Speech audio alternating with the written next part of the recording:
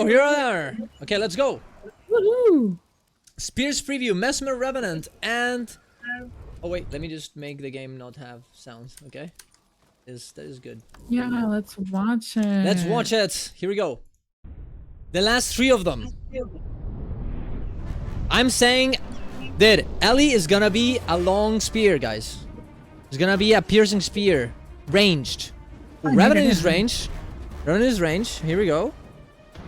Ooh, the particle effect looks very nice. Wow. Oh, dude, that's sick. Dude. Oh, dude. Dude, what? I'm in. That's insane. That looks so edgy. I love it. Elementalist, here we go. And indeed, it is range. You can see it here, the new staff. It's confirmed. I knew it. I called it. Wait. Oh, okay. That is a cool effect. That is gonna be so hard to see, though. Oh. Okay, there's Earth. And it's all range, and a good amount of range as well. That looks awesome. Okay, Mesmer. Melee. Oh, I called them all. I knew it was gonna be Mesmer. It's gonna be melee. Look at that. Oh my god, and look at those attacks as well. Look at the dash. Oh, that's sick. Dude, that looks so good. Okay, every one of them looks insanely nice. Oh, I love it. Okay, let's string it. Springs bring clarity to Mesmers. The Mesmer Janther looks to be beauty of the environment to guide the spear.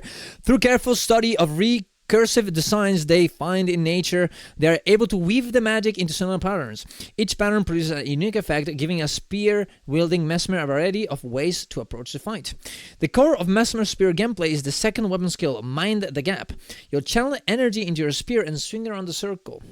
This skill is special because you will want to hit enemies with the outer edge of its area of effect. So this is the one, so I was wrong about this one. This is the one that requires careful positioning, right? This is exactly what it is.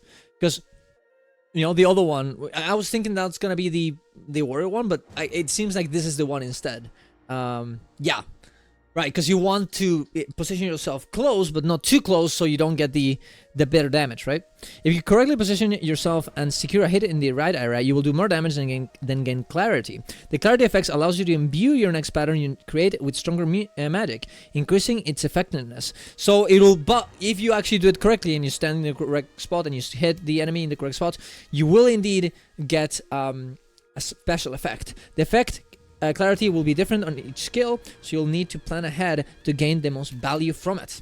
Alright, cool. That is very fun and very interesting. It makes, you know, it's gonna be making the, because you always stack in melee in Guild Wars 2 because of boons and everything, and every game has that a little bit. But now you're gonna, even though you want to be melee, you want to be a bit behind the melee, so you actually can hit the effect in the correct way. The fourth skill, Phantasmal Lancer, allows you to dash at your foe, striking them with your spear. As you dash, a phantasm is created at your starting location. The phantasm will dash through you, striking your initial target and enemies past it.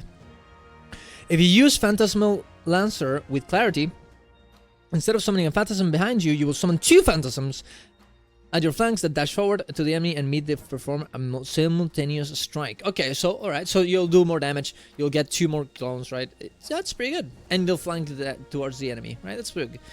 Mesmer Spear is a mobile high-damage weapon with dynamic gameplay. You will want to focus on your positioning in fights so that you can gain clarity, then choose with the abilities you want to empower with it. Due to the unique requirement for careful spacing, this weapon might take some getting used to, but once you get the hang of it, you'll find yourself weaving a pattern of victory. I do hope that it's not too hard and it's definitely not buggy at all, and it's like very forgiving. And even though, you know, it should be something you should be taking into account, you don't want to make it frustrating, like, you know, you had with Access on Thief a little bit, right? It does not say whether it's power or condi, which is interesting. So it might be a hybrid of both.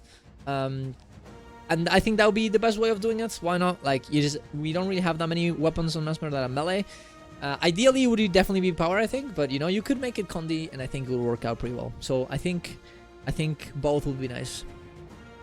Yeah, it's a very cool mechanic. I think, honestly, all those mechanics are already looking pretty nice. We could see the Revenant Spear. You have, like, this little ball. So we'll definitely go in here and check. Revenant who first heft their spear in battle often say that it reminds them of a creation through destruction. Wielding dark powers of the mist, they paint the battlefield through constant pressure and debilitating effects. Let's dive in and talk about how this condition-based hybrid weapon works. We'll start with the 5th weapon skill as the primary ability. Abyssal Race is ground-targeted skill with 3 charges that strikes up to 5 enemies.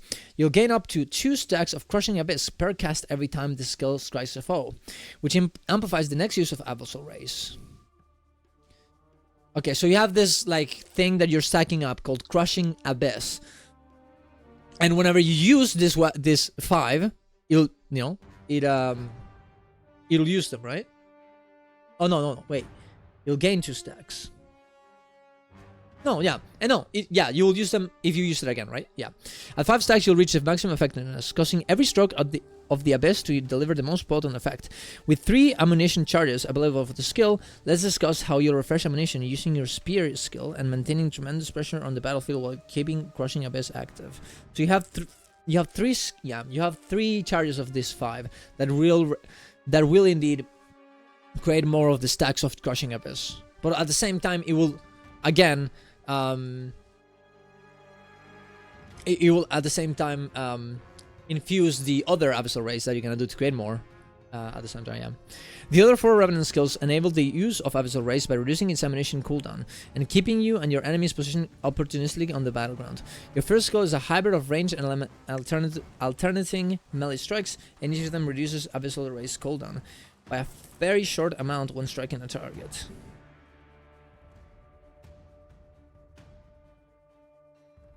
Your second skill is a bread and butter area effect attack on a target that reduces the Abyssal Race cooldown by nearly a full ammunition count. The third skill reduces Abyssal Race cooldown by a static amount and is a movement ability that leaves Abyssal Mines in your wake, threatening foes who dare chase you as you paint your masterpiece of destruction. And the fourth skill serves a delayed area crowd effect, crowd control ability to help you land the most optimal damage as enemies attempt to flee your gaze. It is hard to I'm not sure if they actually... I'm not exactly sure how this is gonna work out. I guess it's just you want your Abyssal Race to be you want to press your Abyssal Race, your 5 skill as much as you can, and you want to use 2, 3, 4 to like make the Abyssal Races have less cooldown. But we'll see how it works. It just doesn't sound as interesting as the other ones. It is a condition-based hybrid weapon though, which is range, so it might actually replace Shortbow or Mace and an axe. We'll see how it works. It's definitely gonna be good for that, and I'm very excited to see how the rotation on Condi Herald or Condi Renegade changes because of this.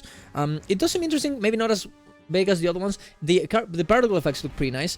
Although I will say that most of the particle effects here are pretty big, like insanely like huge. So I wonder if it's gonna be too much, but they do look pretty nice. I think Revenant Spear is definitely we're gonna have to see how it actually works in the end. But yeah, Elementalist.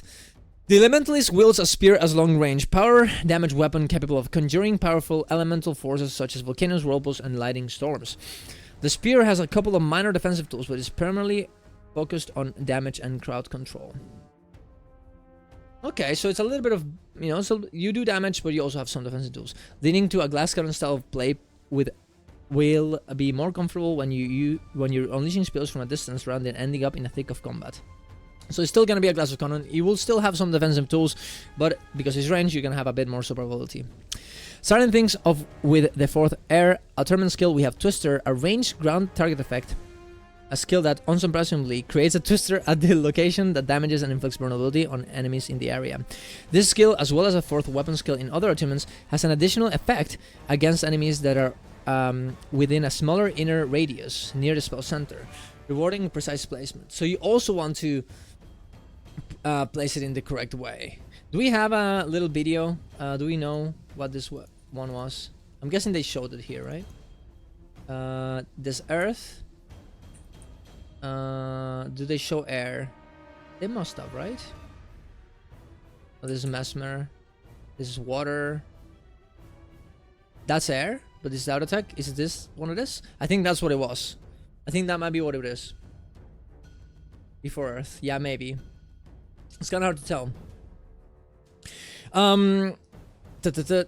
Yeah, rewards precise placement. When Twister strikes enemies near its center, it will also bring those enemies up to the floating in the air. No, it was not that ability. I guess it wasn't, because they don't go floating in the air. So you place it correctly, and you know, depending on where you place it, because it does look like it's gonna work like a staff. You know, you place it in the correct spot, and it explodes, and you know, like you know, you're gonna have to target them, right? Next is Harden. The third Earth Attunement skill is a personal defensive skill that grants the user barrier and also enhances their next strike from any spear skill to inflict daze on their enemy. The other third slot weapon skill has some similarities. Each is a utility-focused skill that protects or empowers the user and grants a bonus to their next spear skill. Also another bonus ability, you know, they're really going for that, you know, one weapon, one skill makes a bonus for the next one. All the skills also have relatively short casting time, or none at all, which is important for today's final elemental sneak peek. I really like the fact that they're tackling a lot of the things that make something like staff not really that much fun, and making it completely, you know, way better than that. Because I don't think really, I know some people say like staff is cool, but I don't think it's very fun. And I'm really happy that they are doing that, because people are complaining about Elementalist not having a ranged weapon like this for a long time. So it really seems very good. It doesn't, well, we're gonna keep reading, so we'll see how this not embodying, but buffing of other abilities will work. But next up is Harden. Oh no, we'll read that one, right? The other third slot weapon skills have some similarities. Each is utility focused skill that protects. Yeah, we read that one. Okay, what is most important for today's final elemental sneak peek? The fifth weapon skill slot contains the most potent skill of each attunement, assuming you can fulfill the requirements. Each skill starts off in a base state, a quick cast that etches a spell circle in the ground. That's the one we saw in the trailer. As an example, the fire skill Etching Volcano creates a spell circle that grants might to the Elementalist. The skill that flips over is Lesser Volcano, a grounded target spell that erupts to create several damaging strikes. Unlocking the skill's full potential requires the spell circle to be completed before reactivating the skill.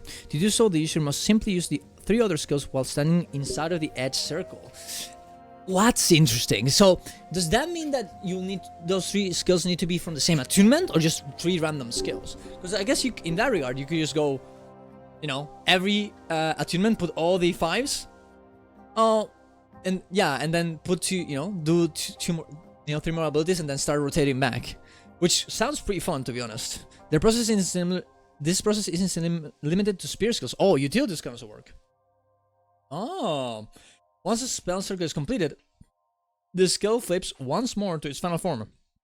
In this case, Volcano, allowing the user to unleash the full potential of the effect. The full power Volcano erupts for a longer period of time, creating additional damaging areas and inflicting more damages than its lesser version. Other attunements utilize the same etching process, but each has its own flavor and skill effects. Can we see that? That's actually very fun and very epic as well. I'm guessing that's the one we saw here. I'm just gonna rewatch it here. I think that's super cool. Because, like, we don't really have those kind of moments in Guild Wars 2 that much, like, of an insane ability. They put the thing there, right? You can see it there. Oh, they're not showing it. So that's the big circle that you're gonna have to use 3 abilities inside of it, right? Before that happens, you're not gonna be able to see the big one, right? And then, of course, they are there as well with the blue one, right? Now they would say to air. They're not using the air circle. They're using there's the one. Okay. Very fun. I think everything here looks very, very good. I'm very excited for them, honestly. I'm very excited to see specifically Revenant and Elementalist tomorrow on the live stream. I think I can get the idea of the Virtuoso, of the Mesmer one. But I'm very happy with all the spheres, honestly. We're gonna do a full review very soon, I think. To review all of them and see how they actually did. But honestly, I think that they did a very good job. I wanted them to make weapons that feel like elite specs, and I think they did. I think they have they really outdid themselves in this one. I was kind of scared, specifically after the Soto weapons that were not. There were some of them that were good, but some of them that were bad. But here, every one of them looks insanely good. Like the design on each of these weapons is just so fun. It just really makes the class change completely in the way that it's played, regardless of the type of of spec that you're using. Now, I wonder if it's gonna be too good and everyone's gonna be using spears and nothing else. I don't think that's a big issue specifically at the start, but it might become an issue in terms of balance later on. So we'll definitely see. We'll see what happens. They left the best for last. Yeah, I think those probably were the best ones. Specifically the Ellie was. I think that's probably my favorite. That might be my favorite one we've seen until now. We'll see though. We'll definitely see. Thank you very much for watching, guys. Subscribe to the channel for more content. Let's go to my Twitch live to watch stream. We're gonna be playing Elden Ring today all day, no stopping. So definitely go watch and see you guys around. Love you all. Bye bye.